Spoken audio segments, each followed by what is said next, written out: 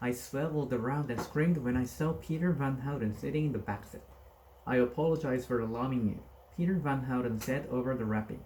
He was still wearing the funeral suit. Almost a week later, he smelled like he was sweating alcohol. You're welcome to keep the city, he said. It's Snook, one of the major Swedish. Ah, get out of my car. I turned off the stereo. It's your mother's car, as I understand it, he said. Also, it wasn't locked. Oh my god, get out of the car or I call 911. Dude, what is your problem? If only there were just one, he mused. I am here simply to apologize.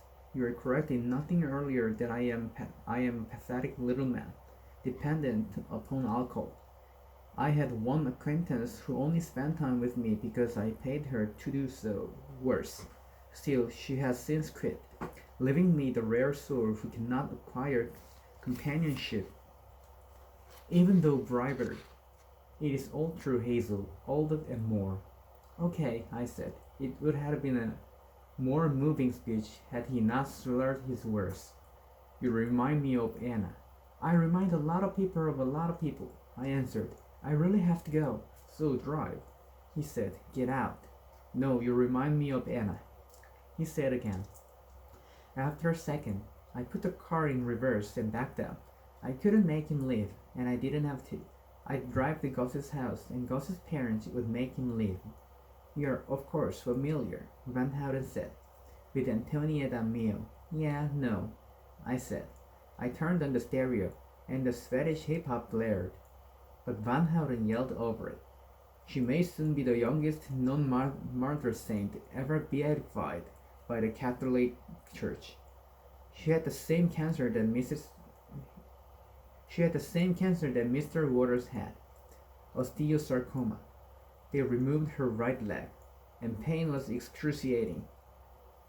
As Antonietta Mio lay dying at the ripened age of 6 from this agonizing cancer, agonizing cancer, she told her father, "Pain is like fabric. The stronger it is, the more it's worth. The more it's worth."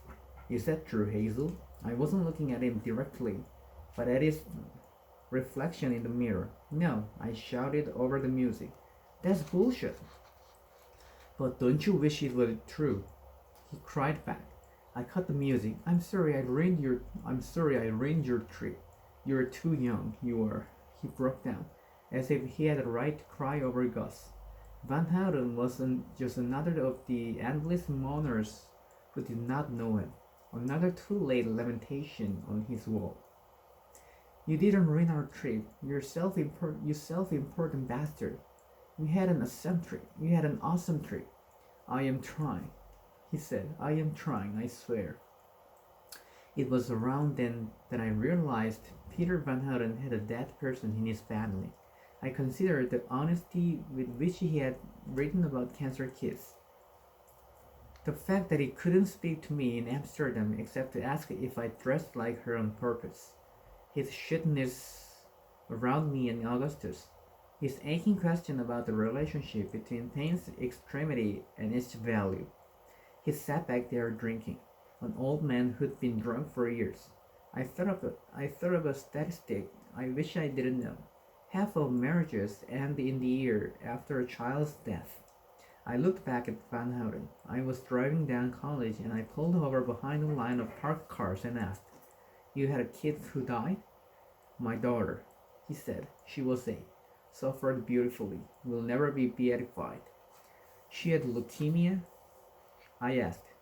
He nodded. Like Anna, I said. "Very much like her, yes." "You were married?" "No, well, not at the time of her death. I was insufferable long before we lost her. Grief does not change you, Hazel. It reveals you." "Did you live with her?" "No, not primarily. Although at the end, we brought her to New York, where I was living, for a series of experimental tortures that increased the misery of her days without increasing the number of them. After a second, I said, "So it's like you gave her this second life where she got to be a teenager. I suppose that would be a fair assessment." he said, and then quickly added, I assume you're familiar with Philippa Foot's trolley problem thought experiment? And then I show up at your house and I'm dressed like the girl you hoped she'd live to become, and you're like all taken aback by it. There's a trolley running there's a trolley running out of control down a track, he said. I don't care about your stupid thought experiment, I said. It's Philippa Fudge, actually. Well, hers either, I said. She didn't understand why it was happening. He said, I had to tell her she would die. Her social worker said I had to tell her. I had to tell her she would die, so I told her she was going to heaven. She asked if I would be there, and I said that I would not yet, but eventually she said. And I promised that yes, of course, very soon. And I told her that in the meantime we had great family up there that would take care of her. And she asked me when I would be there, and I told her soon, 22 years ago. I'm sorry, so am I. After a while, I asked, what happened to our mom? He smiled. You're still looking for your secret, you little rat. I smiled back. You should go home, I told him. Sober up. Write another novel. Do the thing you're good at. Not many people are lucky enough to be so good at something. He stared at me through the mirror for a long time. Okay, he said. Yeah, you're right. But even as he said it, he pulled out his mostly empty fifth of whiskey. He drank, recapped the bottle, and opened the door. Goodbye, Hazel. Take it easy, Van Houten. He sat down on the curb behind the car, and as I watched them shrink in the rear view mirror, he pulled out the bottle, and for a second it looked like he would leave it on the car. And then he took a swig.